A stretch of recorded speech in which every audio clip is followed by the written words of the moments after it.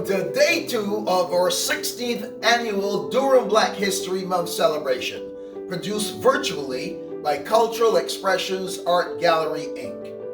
The theme of this year is Focus, looking in our own backyard. We'll focus on and celebrate the talent and resources found right here in Durham, our own backyard. I'm your host, Charles Duncan Waterman, and if you were live with us yesterday at J. Clark Richardson's Collegiate in Ajax, you would have witnessed wonderful performances by entertainers from right here in our own backyard: Nadja Caliber, Stacy Little, Kesha Christie, and keynote address by Shannon Oyenaran.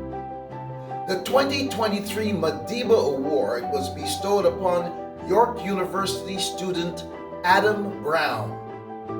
His story of overcoming obstacles to accomplish greatness was inspiring and motivating.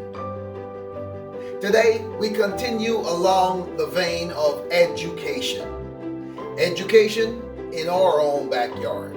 Please join me in welcoming Sandra Whiting and Kesha Christie, who will deliver the First Nation Land Acknowledgement. As people of African descent, we offer this land recognition in solidarity with the indigenous peoples of Turtle Island in the efforts and deliberate intention towards decolonization. We acknowledge the land of Turtle Island that was never meant to be owned. We recognize that most of the land that was entrusted to the indigenous peoples was, in some cases, shared by choice, but all too often taken by force. We recognize the historical colonialism and the ongoing colonialism that has led to the present-day situation where land acknowledgements are offered in place of land. As people of African descent, many of us have come here by choice, while many are here as a result of historical force. We acknowledge the complexities where we were promised land that was never given, by those whose it never was to give. As people of African descent, we acknowledge the land of Turtle Island that sustains us, express deep gratitude to its indigenous peoples, and pledge to honor our dignity and divinity that ultimately connects us all. As people of African descent, we offer this land acknowledgement in solidarity with the indigenous peoples of Turtle Island in the efforts and deliberate intentions toward decolonization.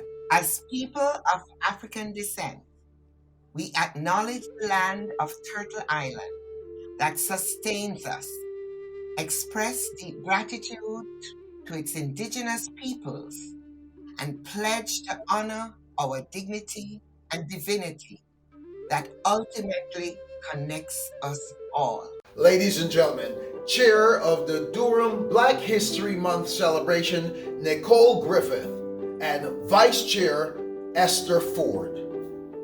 We're celebrating our 16th year.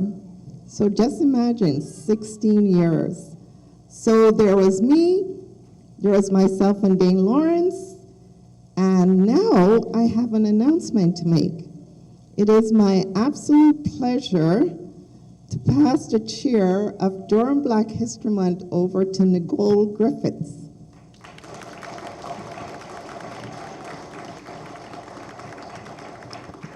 So Nicole is no stranger to Black History Month celebration. She's been a part of our executive team. And you know, when a child becomes a teenager, I've done it for 15 years. So it's time for change, and Nicole will take it to different heights.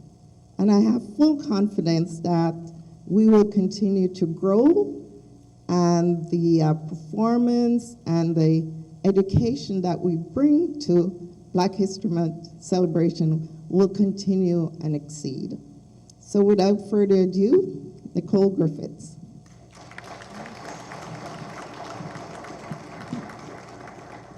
Thank you very much, Esther. I reflect on when I actually came across Cultural Expressions Art Gallery in the village and went in to see the different pieces and just was happy to see Black art and display in Durham, having been a returning resident, having grown up in Durham, gone to Markham, and then come back with my own family. And saw the poster about Black History Month and thought, let me get involved in the community. And 7 years later, here I am, and very pleased to be taking on the vision that Esther has started, has continued with the community, and bringing that forward. So thank you very much for welcoming me, Esther. Thank you very much for the community for supporting us, sticking with us through the pandemic to come back to be in person. I know that's still a choice for some people in terms of being together, but there's certainly nothing that beats the togetherness and the fellowship that we have when we're in person. And I appreciate you all coming out to celebrate our 16th annual Durham Black History Month celebration. So sit back and enjoy. Thanks, Nicole and Esther. Durham Regional Chair and CEO John Henry brings greetings on behalf of all the communities of the Durham region and municipalities. Hello, I'm John Henry, Regional Chair and CEO of Durham Region. In recognition of Black History Month, it is my distinct honor to be here this evening to welcome you to the 16th Annual Durham Black History Month celebration, presented by Cultural Expressions Art Gallery in partnership with Durham Children's Aid Foundation, the Durham Catholic District School Board, the Durham District School Board, and the Congress of Black Women, among others. This year, the celebration's theme is In Our Own Backyard, inviting us to look at the Black Canadian history makers within the communities that make up Durham Region. Black Canadian contributions are woven into the fabric of Canadian history. Tonight, we narrow the focus on the impact Black Canadians have made to Durham Region specifically. Black Canadians have been part of our community prior to Durham Region's formation in 1974, and their plentiful contributions are a part of what has made Durham Region the great place that it is to live, work, play. These inspiring individuals have become locally known and some on the world stage for their talent, vision, and hard work. Tonight we acknowledge and celebrate their accomplishments and mark their names in our history books. People like Dr. Buxton George Blake, who identified a need in his community and established Pinewood Center of Lake Ridge Health for addiction services. The region stands by the promise we have made to continue to grow in diversity, ensuring that tomorrow's Durham is even more dynamic, healthy, and prosperous for all. As with past Durham Black History Month celebrations, we hope that you enjoy tonight's festivities and you will be entertained, educated, inspired by the talented artists, speakers, and others brought to you by way of this hybrid event to set the tone for an inspirational, enlightening Black History Month. Every year during Black History Month, I'm always learning something new about the accomplishments and the great work of those who have gone before us. Asking the question, did you know? Hello, everyone. So I will be doing a presentation on Black History Month, specifically in Ajax and Windsor, and I will be starting right here in our lovely town of Ajax.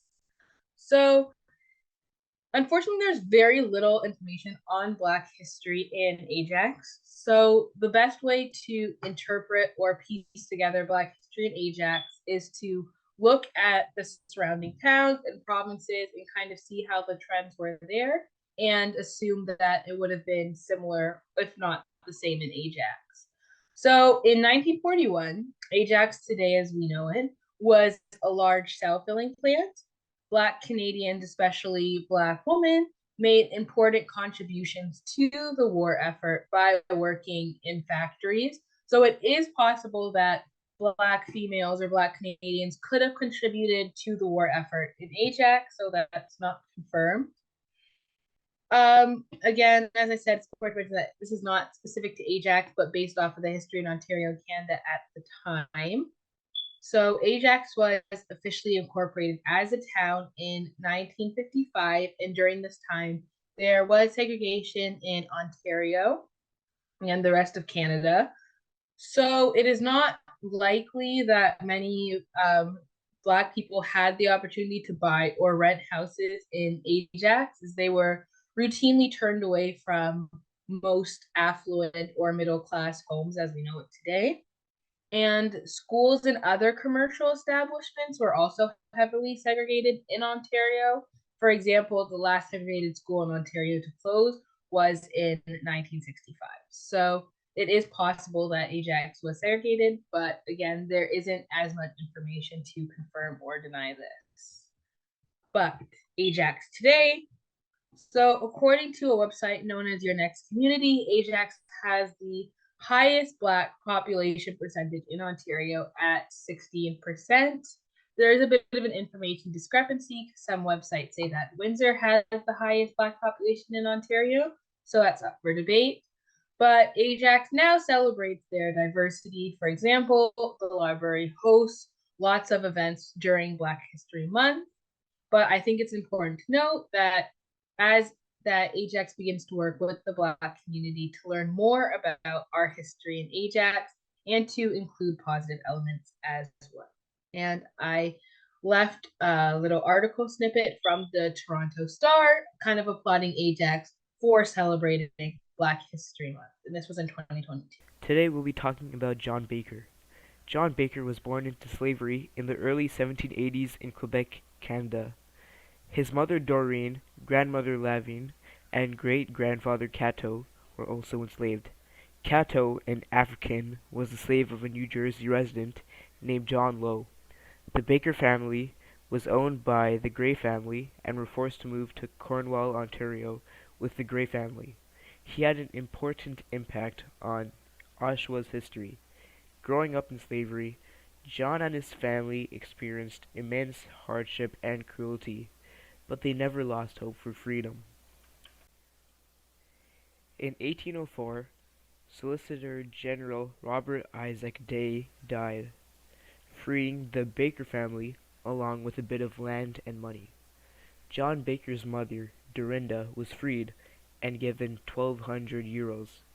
John Baker and his brother received 50 euros and 200 acres of land separately. The land the family received was in the city of Oshawa, connecting John Baker to Oshawa's history. John Baker became the last surviving formerly enslaved person of African descent in both Ontario and Quebec. This was a remarkable achievement given the conditions and treatment of people enslaved during that time period. This was an important landmark in Canadian history. John Baker's involvement in the military. With freedom, John Baker decided to join the military, enlisting in the New Brunswick Fencibles and moving to New Brunswick. He served in the War of 1812 and the war against Napoleon. His military service was marked by bravery, loyalty, and dedication. After the war, John Baker returned to live in Cornwall and was reunited with his family. He married and raised a family of his own. John Baker's Memorial. On October 20th, 2021, a memorial was held for John Baker. Artist Tracy Lynn Chisholm unveiled her painting of Baker in the memorial. The memorial can be found in front of the Cornwall Community Museum. John Baker was also featured in an exhibit at the Cornwall Community Museum, where his life and legacy was celebrated. The community came together to honor and remember John Baker, a symbol of freedom and strength. His story serves as an important reminder of the struggles and sacrifices of enslaved people who fought for their freedom and equality. What I love about my backyard here in Durham is the size of it. It stretches all the way from Pickering to Oshawa and from Lake Ontario all the way up to Scugog and Port Perry. And speaking of Port Perry, did you know that this lovely little town captured the eye of a gentleman by the name of Mr. Samuel Stout? He was the first Black resident of Port Perry. The Theater on the Ridge has created a play to explore the hidden stories and all the great things, the good, the bad, and the ugly that have taken place for Mr. Samuel Stout. Take a look. The Story of Samuel Stout. Spring 1867, Fort Perry, Ontario, a barber shop. Scene 1. The sun is rising. As light begins to fill the shop, Sam enters.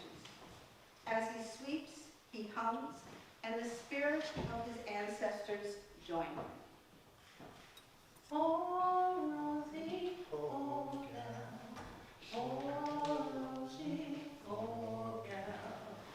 Rosie, break my poor heart. Heaven shall be my home. Before I lay my head one day, heaven shall be my home. I sing and I soul my soul away. Heaven shall be my home. Morning, Mr. Barber. Morning, Sam. You're early, son. Why am I losing time? No, I'm early. I figured I'd start the week out right. Get in earlier than usual. Have a good weekend, Sam? Yes, sir. Spent it preparing for Sunday service, like usual. Of course you did. And how many more parishioners this week? Not sure, sir. Focused on the organ and all. Heard at least 3 new ones this week. You're about to have the whole town up in arms, Sam, luring parishioners away from the other churches with your music. Except you, sir. Well, the day I step into a Presbyterian church is the day Mrs. Barber leaves me. Tom. Harris. Morning. Morning. Morning, Mr. Sheehy. Haven't seen you in a few months, George. You finally tired of cutting your own hair? In a sense. Is Sam free? Oh, I'll fix you up, George. Why don't you have a seat? No, I'll wait. They say down south, if you want a good cut in the shape, you get a Negro to do it. They're good with their hands, you know. Mr. Rolfe, he's all done, sir. Thank you, Sam. You're welcome, sir. Mr. Sheehy. Please, have a seat. Sam, I'll sort Mr. Sheehy. I said I want Sam to do it.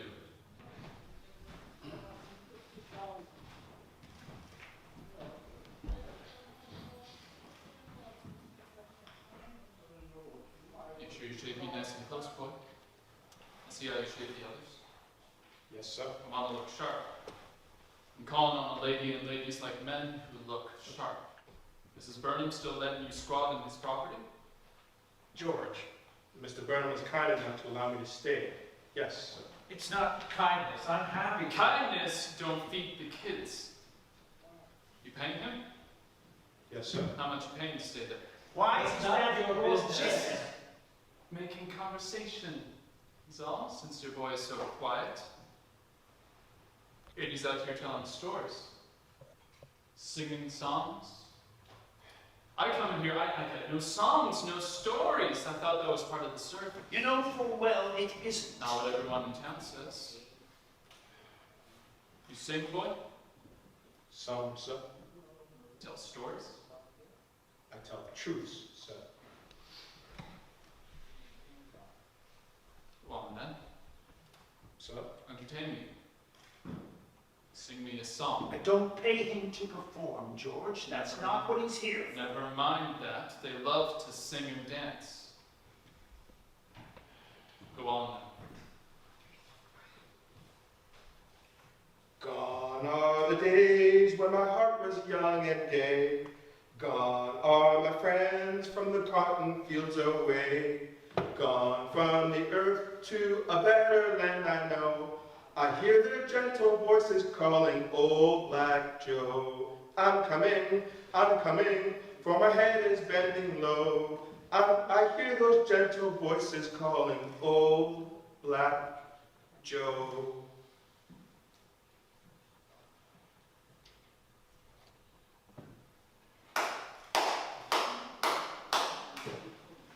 Well done, Sam. Well, all right.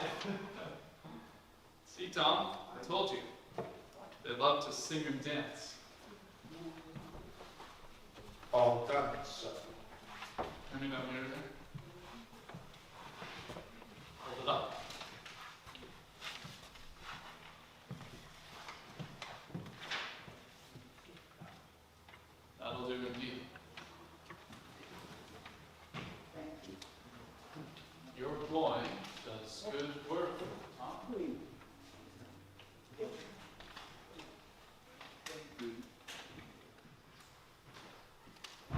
Oh, hey there, Mr. Stout. Boy, if you don't keep your voice down. I see you set us up already. Not sure I need to cut this time, though. What do you think? You got a face only the Lord and your mother can love. You always need a cut. Come on, sit before I change my mind. We can play checkers while I make you look presentable. Well, if you're making me bring money out of my pocket, you might as well wager. If I win, my cut is free. You never win. Miracles happen every day. You keep playing like that, you're definitely not seeing miracles tonight. Come on, we just started now. How can you tell that we just one move? Because you leap before you look instead of looking before you leap. How you move in life is how you move in checkers. You just say that because you know me. Okay, why did you make that move then? The whole board's open. What does it matter? Exactly my point. Every move matters. Every one. It might not make sense to me or to anyone else looking, but it's got to make sense to you. The board seems open now, but 3 moves later and you're losing pieces. Now what? You can't remember how you moved before and you don't know what to do moving forward. You've got to move with purpose. I do move with purpose. I'm purposely a rolling stone. Ain't collecting no moss, just keep it moving. I don't need a home because I'm always home. Don't need no land, no house. Take a few jobs here and there, get some cash in my pocket, pay for a haircut now and again. Keep it moving. I don't know how you can do it. I'm not like you, Sam, that's how. Now your business is being affected. I'm real sorry, sir. No apology needed, Sam. After all, I told you you could. You do understand, though, that your friend can't come here anymore, right? Tom. Say, let me give you a haircut. What's that, Tom? Let me give you a haircut. A nice shave. No, I couldn't. I don't mind cutting my hair myself. Please, everyone gets the royal treatment from you. You deserve the same, Sam. And anyone mad at you getting a nice shave and a cut can suck on an egg. Please, sit.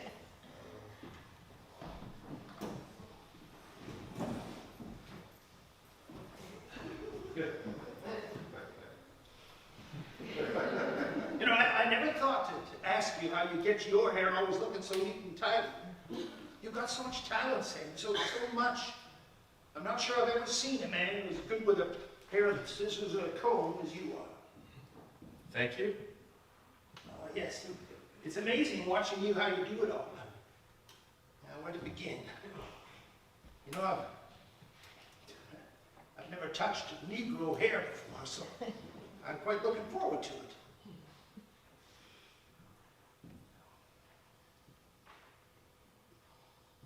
Now look here, what's this feeling like? It's feeling like a dog I had when I was a little boy. He was a settler mix now. What was his name again? Sorry. Yeah, we call him Sorry because he was always getting into things when he was a pup. And my father said one day that he needed to get his sorry ass in the house before he drowned on a creek. Oh, Sam, you're bringing back memories right now, you are. Now, how on earth do I even cut this? It's okay. Really. No, let me try. I mean, I'm sure I can figure this out. No more similar than we're different, you know? I mean, and we're friends. It's the least I can do for a friend. I don't need to cut yet anyway, so I already cut my hair. All right. I didn't know what I was doing anyway. It's probably for the best. Well, hello. Come on in. I'm sorry, I should leave. I said come on in, so come on in. Isaac, right? Isaac. Yes, sir. Pleasure. Pleasure's all mine. I'm here to see Sam, if if I may speak to him. About leaving? You told him? He told me. I wasn't happy. I'm still not happy about it. Sam is valued here. Value. He contributes positively to our community. You find him useful? Immensely. More than useful. He's talented. He's smart. He's a great asset to this town. And what happens when he's not an asset or valuable? Isaac. He's only as good as what he can do for you, isn't he? What do you mean? I'm going to use this opportunity because, Mr. Bumper, I don't know when I'll ever see you again to say this. Sam is my friend. Not valuable or useful. My friend. And if he's no longer useful, kept cut hair, or play the organ, or tell stories, he's still my friend. Could your town say the same about him? Isaac, enough. Please. Enough? Okay. I won't say anymore. Out of respect for you, Sam.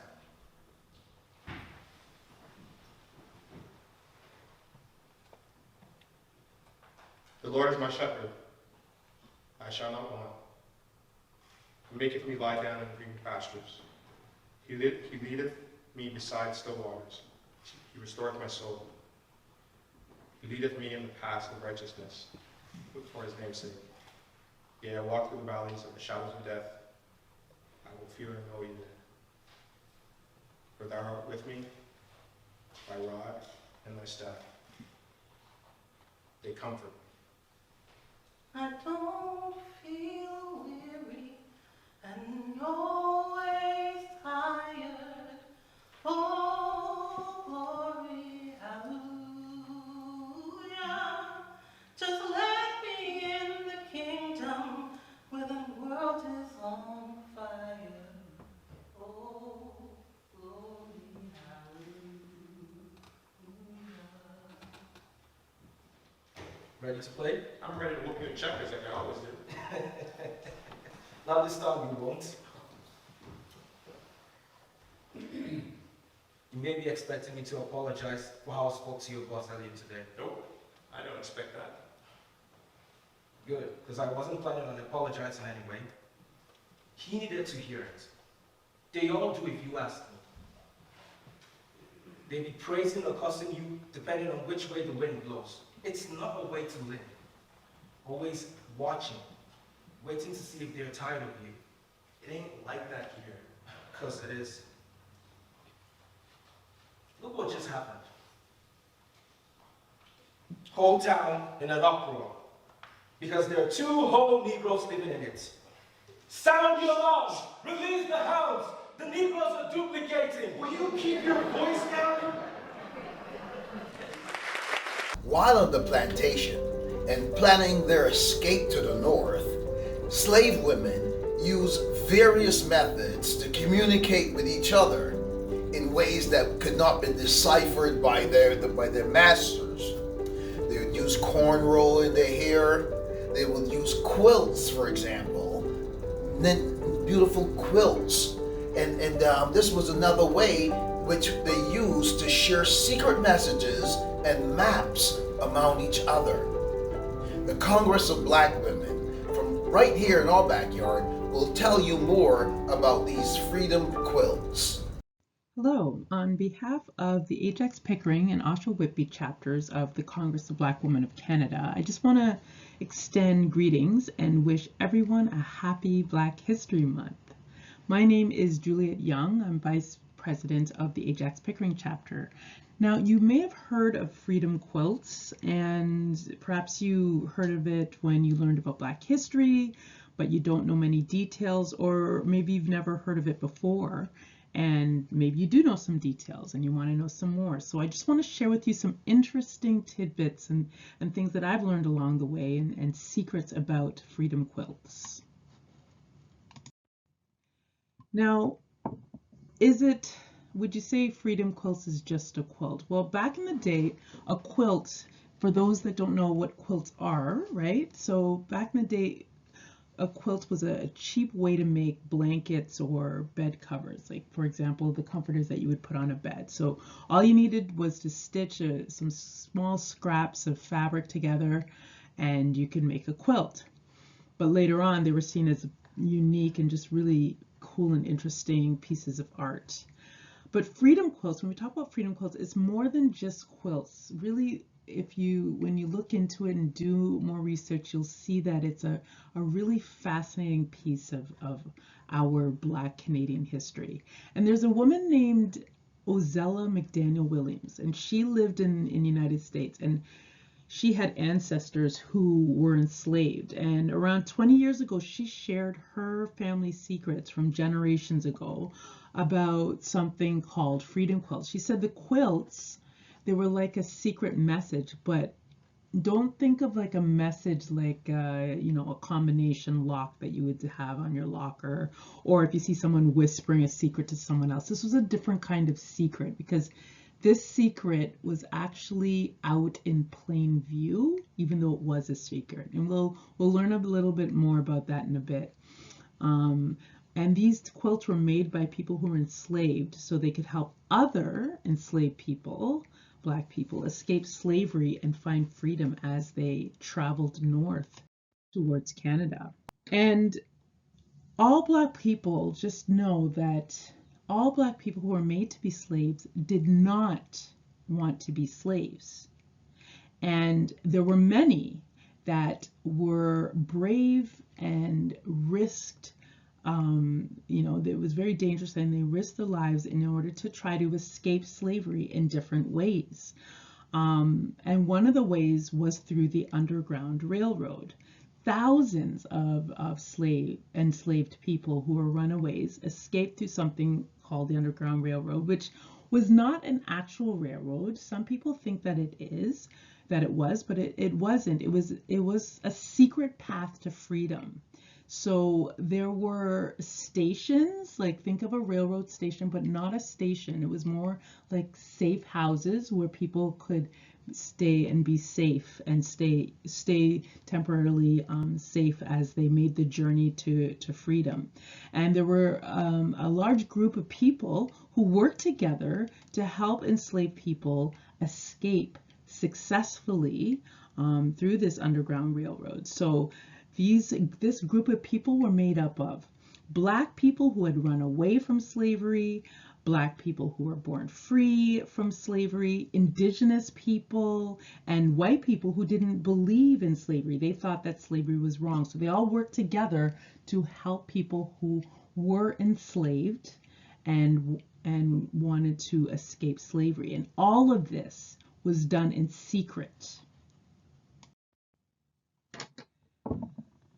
Now, as I mentioned, there was a lady named Ozella who said recently, just 20 years ago, not too long ago, she said that one of the ways that enslaved people were able to escape slavery was by communicating with each other using secret messages that were stitched into quilts. And as you can see here, these are some examples of these secret messages. So these designs here and patterns, each one of those has a secret message or a meaning behind it.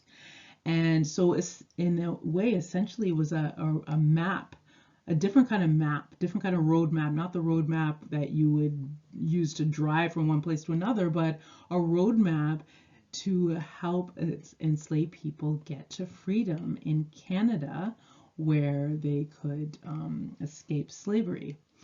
So Ozella shared her family secrets, and that the quilts were used to communicate secret messages.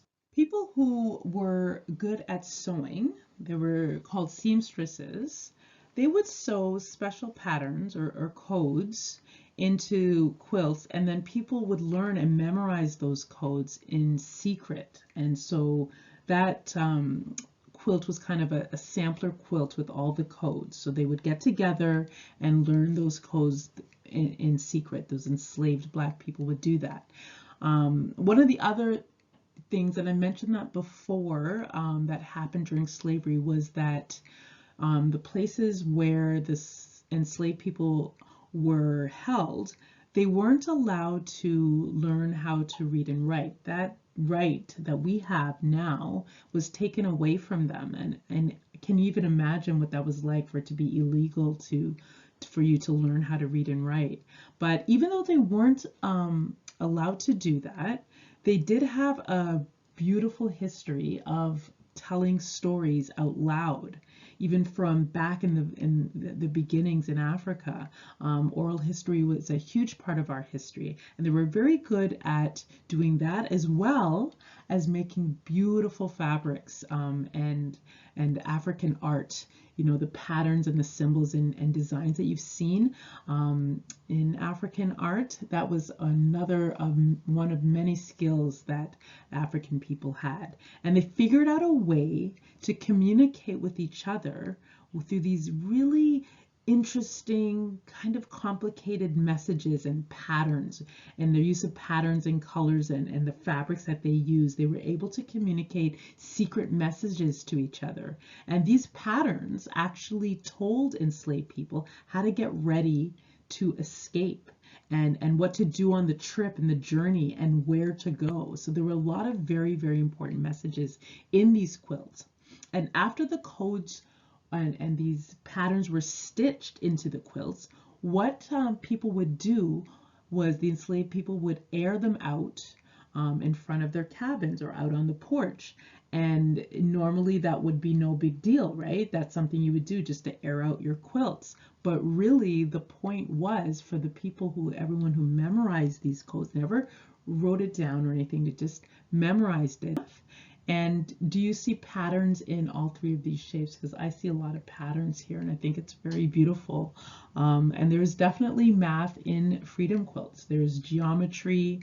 You see the shapes in here. There's triangles, squares. There's angles. There's symmetry, lines of symmetry. Just beautiful, beautiful patterns and mathematics in freedom quilts. Now, a very interesting part of freedom quilts is the idea of whether it's true or make-believe, fact or fiction. There are people who argue over whether Ozella's story about the quilt codes is true or not. To this day, they're arguing over it. Ever since she told her story and shared her story, there are people who have researched her story and people who have read about the story that she told about the secret codes, and they believe it to be true. Most people believe it to be true, part of our history. Now, there are other people called historians. Those are people who study history, and they don't believe it's true because they don't see anything, they haven't seen anything written down about it. There isn't anything about the quilt codes that they can actually touch or see. No quilts that have been left behind from those days. So they do not believe that it's true. So the question really remains is, just because something from the past is not written down and it's something that it's simply told to them out loud orally, does it mean that it's not true? But then you have to ask the question, if they couldn't read or write, would they have written it down? Number one. Number two, if they knew that by writing that there might be even the tiniest risk that someone could read it, would they want to risk their lives to do that? Because the whole intent was to escape the very, very, very harsh realities of slavery. But either way, whichever way you cut it, to me and to others, the freedom quilts are just another example of how our ancestors, they use their creativity, just the bravery, the intelligence, and just the resistance to slavery and just risking their lives in order to get that basic right that we all deserve, which is freedom. Man, I've always enjoyed story time. This is like my favorite part of growing up, right? For many of us too. I'm sure this was one of your favorite pastimes. Grab a seat and pay close attention as Christie captures your attention and your imagination. This is the story of Aniko. Long ago, in a certain village, there lived a young girl named Aniko, and she lived happily with her family. Her mother, father, sisters, and brothers, they did everything together, much like everyone else in her village. They were so happy until a very sad thing happened. A sickness came through the village like a vicious fire, leaving no one behind except for Aniko. She was grief-stricken, but she knew that she could not stay in her village alone, and so she decided to leave. She began walking away from her village. She walked and walked until she came to a thick, thick forest. The trees were as tall as mountains and wide. When she looked inside, all she could see was darkness. There were stories about this forest and how people went in and never came out. But there were other stories too. There were stories of a village on the other side of that forest where, much like Aniko's home, would accept a stranger. And so Aniko said a short prayer and went inside. She walked and walked, pushing aside leaves, stepping over vines, and stepping in thick foliage. Even when she was tired, she kept going, and her prayers were answered. Aniko found the path that would lead her to the village. As soon as she got outside of the forest, she looked around and thought, what a beautiful country this is. She followed the path until the village came in sight. The villagers started to come out to greet her, and that's when Aniko noticed something very unique about the villagers. They all had long necks. Even the babies had long necks. Interesting, Aniko thought. Well, as the villagers came out to greet her, they noticed something very curious about Aniko too. They noticed that she had a very short neck, much like yours and mine. They didn't know what to make of it or what to say. Well, finally, one of the villagers asked her, "Little girl, what are you doing out here in the forest by yourself?" Well, that's when Aniko told the Longnecks what would happen to her, her family, and her village. Something about Aniko made the Longnecks trust her, and they asked her to stay. They were not wrong. Aniko was warm and caring and very hardworking. She would follow them to their marketplace, share in their celebrations and in their sorrows. But there was something that Aniko brought to the village that was most wonderful. Every morning, Aniko would wake up early and walk through the village singing. Yes, Inolena. Yes, Inolena et town. Iwa man. Yes, Inolena. Yes, Inole Jotna. Yes, Inolena. Which meant, it is a new day. Join me in this beautiful day. I am awake and I wake you also. Oh, believe it or not, the Longnecks had never heard singing before. Aniko used to sing all the time in her village. But they thought it was a wonderful way to wake up that they would not leave their beds and start their work until after they heard Aniko's sweet song. But in this village, like every other village around the world, there was one jealous, evil, small-hearted man that did not like Aniko from the first time he saw her just because she had a short neck. He called to her, "Aniko!" Aniko came to help. "Do you not see that you bring trouble here? You are different, and different brings problem. Why don't you take your short neck and leave this village? Spare us your trouble." This stung Aniko's heart. It hurt her so much that without thinking, she ran off into the forest. But the forest had changed. The rainy season had come and the leaves were bigger. The vines were longer and the foliage was much thicker than she remembered. Aniko quickly lost her way. She walked and walked until she couldn't walk anymore. She was so tired she fell to rest. Night came in quickly and Aniko was alone and afraid. The next morning, the Longnecks awoke, waiting to hear Aniko's sweet song, but it never came. They waited and waited until finally they began to get up, leave their homes, and ask, "Aniko? Have you seen Aniko? Where is Aniko?" They gathered in the center of the village, asking each one another what had happened. One of the elders had an idea. He said, "I think I know someone who may be able to give us information." And he led the villagers to the home of that evil, jealous, small-hearted man who proudly came out and said, "Yes, I got rid of the short-neck one. We have no more trouble." The villagers were furious. How were they going to bring Nicole back? They could not go into the forest themselves because they too might get lost. They started thinking what they could do. Where Nico's friend said, "What if maybe we could sing just like Nico has sung for us? She'll hear our voices and come back." This was a wonderful idea. But just like the Longnecks had never heard singing until Nico had come in the village, they had never sung before either. But they agreed that it was important that they should try. They would sing Nico's name, tell her how sad they were without her, and ask her to come home. They held each other's hands, stood in the center of the village, and began to sing for the very first time.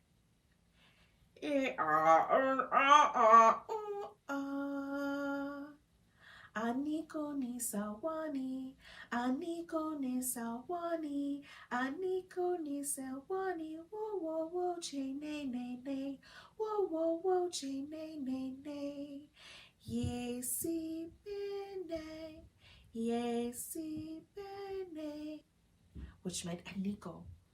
Aniko, we miss you. Aniko, we are so sad without you. Please come back.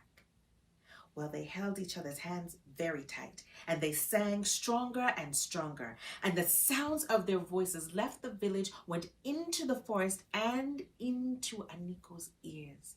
When she heard the song, she knew that it was the Longnecks trying to help her find her way back.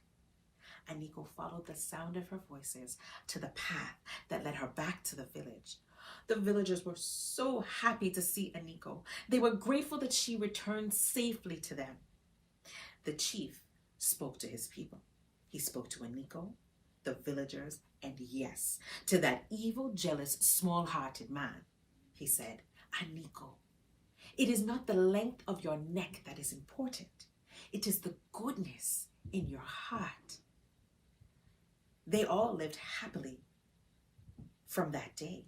Each of them learned that it didn't matter how different you were, or how you looked, or how different you think you might be. It's the goodness in your heart that matters. So if you give good, then goodness will surely follow you. Reggie may or may not be my brother from another planet, but we do share two things in common: the Waterman last name and resilience. Here to share his journey and chat about his book, Discover Your Other Self, join me and welcome Reggie Waterman. Reggie Waterman. I'm first generation Canadian. My mom is from Grenada and my dad is from Barbados, and they came to this beautiful, warm country of Canada. But a little bit of background about myself outside of where I came from. Professionally, I'm a marketer, so I've been in marketing for over 15 years. I'm a father of 2 kids, of a son and a daughter. Outside of that, I facilitate workshops at Ryerson and U of T. This is where I've actually developed a program called Designing Your X Factor to help students transition into the real world post-graduation, giving them the tools that they need to succeed and things that they won't necessarily find in a textbook, like how to network effectively, how to build community, how to stand out, and how to build a personal brand. On top of that, I'm now a published author. Never thought I would be an author, but this book here, Discover Your Other Self, I published this in October of 2021, and the inspiration behind that was from the pandemic. The driving force was grit. not taking no for an answer. And the thing is, you have to be comfortable with rejection. Understanding, and there's that, that phrase, rejection is God's protection. Going down the path of building up this program, it wasn't easy. So what helped me was having, a strong support system. As I mentioned, my mom, their friends where I, bounced the idea off them and they thought that was great. Once I packaged that idea up and put it down on paper, then it was time for me to network. And I try to build relationships with schools and whatnot. Some schools didn't want to listen. There's some schools that didn't even respond to my emails or my messages that I would send them on LinkedIn. But the thing is, once you have a passion for what you believe in and you think it's going to add value to somebody's life, that's going to become your driving force. And that's what led me to continue down that path of, not taking no for an answer, continuously having conversation, understanding that I need to overcome these objections to something that's new, for a lot of schools, because a lot of them don't teach these things. So, once you're able to kind of course correct and work on your pitch in terms of what the program actually means to not only the person that you're having the conversation with, but, at a macro level, how could you scale this out to make impact for many people that would be participating in this? The key word is village. That's saying, it takes a village, right? Everyone kind of knows that. When you have a good support system and they can recognize, your gifts and talents, it's funny, like even TD Jakes will even say that, people are quick to recognize your gifts and your talents before you even recognize them, where they're like, Reggie, you could do this. Don't get down on yourself, because I was like down, I was depressed. I was like, oh my God, like again, out of a job, how am I going to get back on my feet? How am I going to get to that same salary that I was getting before? I was pretty much kicked out of an entire industry at that point in time, because there were so many aspects to that situation that occurred. But I didn't let that stop me. Taking into account their words, like my friends and my family's words of encouragement, always saying, don't let this stop you. This is going to be a setup for, something great inside of you. This is going to be like an awakening for you. I remember, a friend of mine said, don't worry, God's going to show you who you truly are in this situation. And he was right. I discovered who I truly was during that time period.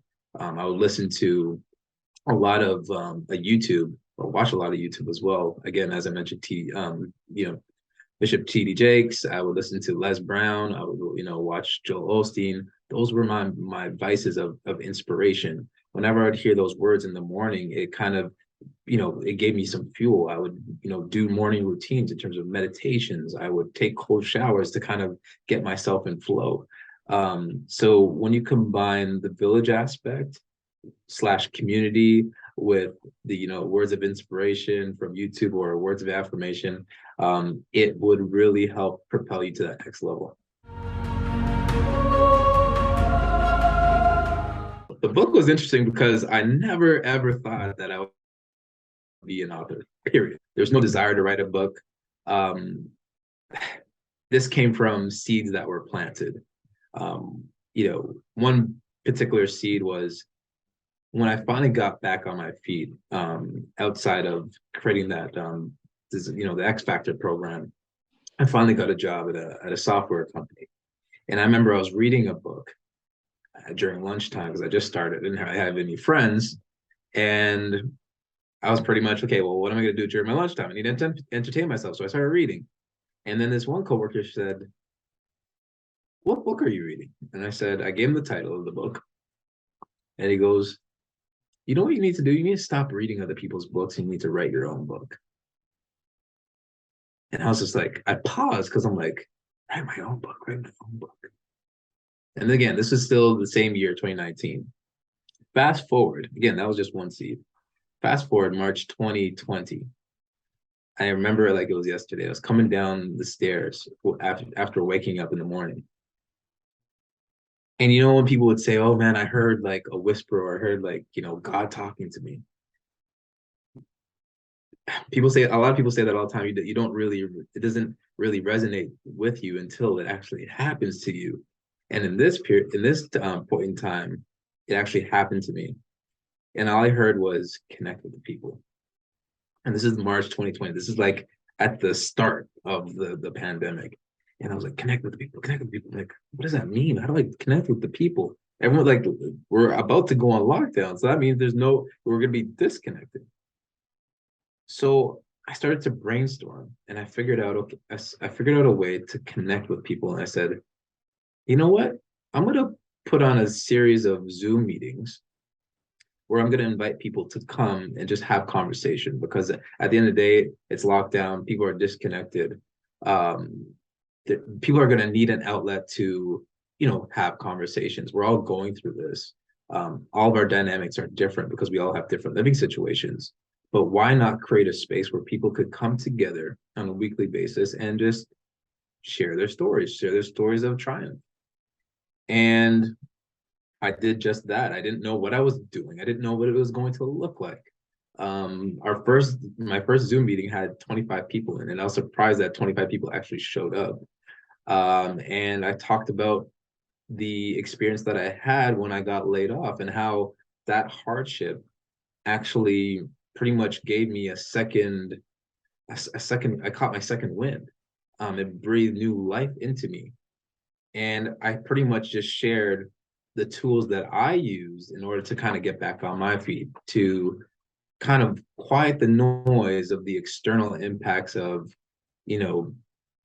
the pressures of people saying you can't do this, you can't do that, or even your internal voices and pressures that come from yourself that say, you can't do this, you're not good enough, you'll never succeed, you'll never get back on your feet. So it gave them all the tools. And week over week, I would actually have a guest come and just share their story. And it created this ripple effect where more people started to come, more people started to tune in, more stories were shared. Fast forward over a year, I took my platform from Zoom to, let's say, on LinkedIn, and I'd start doing these live streams, and I remember upwards of thousands of viewers tuning in.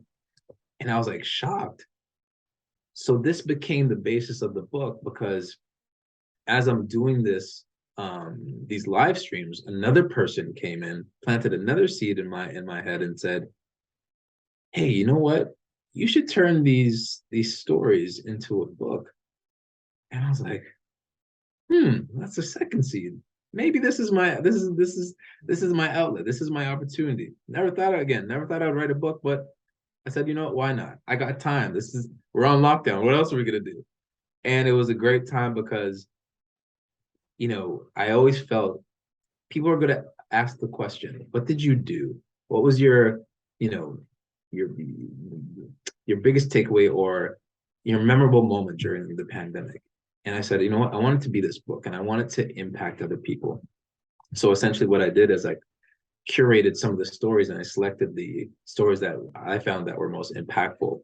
And I blended them along with my own personal story, and really put together the formula, the roadmap that anybody needs to utilize when they're going through tough times, when they're going through the mental anguish of not feeling good enough, or, overcoming any obstacle. And this is what's embedded in the book. My advice to youth, or just anybody, when it comes to just taking action, don't wait. Don't wait for another person, another community to, create a space for you. Sometimes you have to take the onus on yourself and find the courage within you to take the necessary steps that you need to build something. We are all designed and put on this earth to impact other people. I used to think, there's this cliche saying, people would say, oh yeah, like if I could just impact one person, then my job was accomplished.